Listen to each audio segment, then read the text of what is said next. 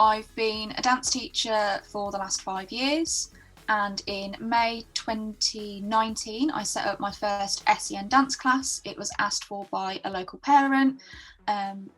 We asked in some local Facebook groups who was interested, and we started with 15 kids on day one, which was just fantastic. So it was definitely needed, and the inquiries were flooding in from when we launched, and then due to kind of COVID and the lockdown, those classes aren't running. Dance helps everyone, but I feel that in particular for SEN kids, the world for them is very confusing. A lot of them, they can struggle with their communication.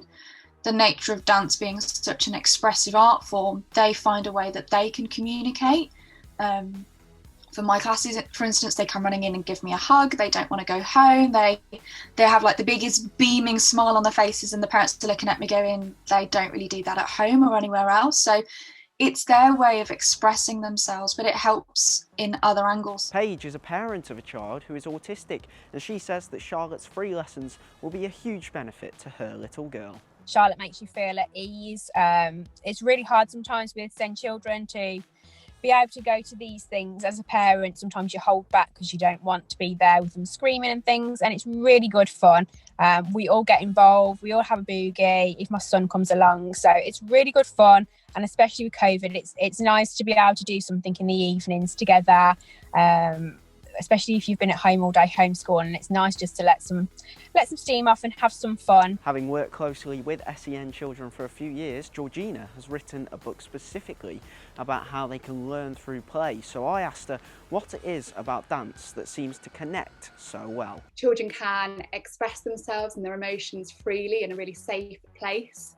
They can feel part of something, a sense of belonging, and develop really good relationships with their peers that then can go on afterwards and during school.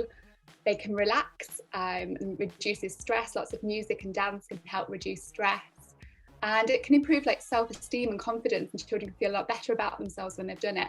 And it can also be a really powerful non-verbal communication tool. Everyone can communicate through dance. You don't have to be able to talk. So I think it can be really valuable for that as well. Charlotte has a crowdfunder target of 5k to help her with the project. It will be the production, so the filming, the editing, the marketing, getting it out there to the SEN community. They're going to be able to access it completely free. So when the parents are struggling or they need a break from homeschooling, they're going to have an activity that they can pick and choose from. There will be a whole class they can follow. There'll be individual videos, but it's just something that they can do that, like I've already said, in a world that's confusing for them, and there aren't very many SEN specific activities. So this is something they'll be able to do from home completely free of charge.